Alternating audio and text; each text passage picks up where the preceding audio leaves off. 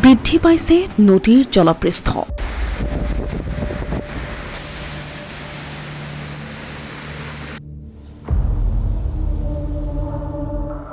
কাৰ্বি লাংপিয়ে 4খন গেটেৰে এৰিছে পানী।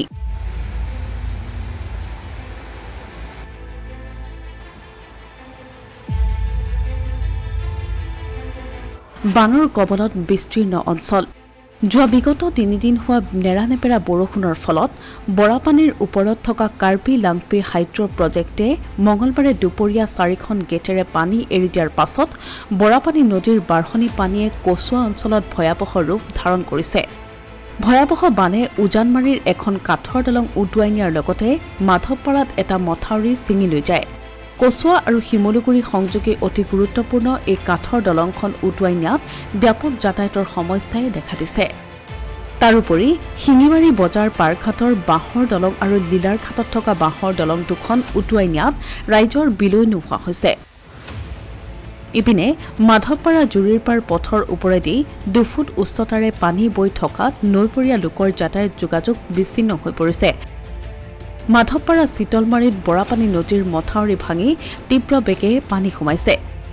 নগাঁও কাৰ্বি আংলং সীমাৰ বৰচালি, নিজলেংৰি, টেৰাংটেক আৰু মাইচাম গাঁৱত বৰাপানী নদীৰ বাঢ়নী পানী সোমাইছে। কচুৱাৰ পুথিমাৰী, মিছামাৰী, গৰুবন্ধা, ৰমণী পথাৰ, পমিলা, জাৰণী আৰু লংচাপৰ 4খন গাঁৱতো সোমাইছে পানী। 90% কৃষকে ইতিমধ্যে বড়ো ধানৰ খেতি চপাইছিল যদিও বাকী 10% কৃষকৰ পকা খেতি পানীৰ তলত ডুব যাব ধৰিছে। নদীৰ ভয়াৱহ ৰূপ দেখি নিশাটোৰ ভিতৰতেই পমিলা, উজানমাৰীতো মথাউৰি ভঙাৰ সম্ভাৱনা আছে বুলি জানিব পৰা গৈছে।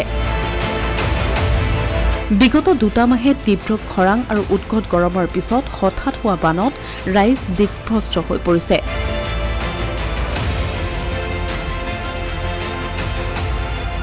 উমৰাংচুৰ খানদাং বান্ধৰ 7খনকৈ ছুইচ গেট খুলি দিয়াৰ পাছত নিশাৰে পৰা ক্ৰমাৎ বৃদ্ধি পাইছে কপিলী নৈৰ জলস্তৰ। শংকাত এতিয়া কপিলীপৰীয়া ৰাইজ। ইতিমধ্যে পশ্চিম কাৰ্বি আংলঙৰ খেৰণীৰ দাসবস্তি গাঁৱৰ খেতিপথাৰৰ লগতে এটা পৰিয়ালৰ গৃহত হুৰাহুৰে সোমাইছে পানী। বানৰ কবলত পৰাৰ সন্দেহত শংকিত গাঁওবাসী। ইপিনে নৈ উপনৈ জলপৃষ্ঠ বৃদ্ধিৰ প্ৰতি লক্ষ্য ৰাখি খেৰণী ডংকামুকাম সংযোগী পথৰ কলঙাত অৱস্থিত দুৰ্বল কাঠৰ দলং আৰু তেলেহৰত থকা বিপদসংকুল উপপথৰ বাবে পথটোৰে যান বাহন চলাচল বন্ধৰ নিৰ্দেশ দিছে বিভাগীয় কৰ্তৃপক্ষই। কামপুৰ আৰু খেৰণীৰ পৰা অসমীয়া প্ৰতিদিন ডিজিটেল সংবাদ।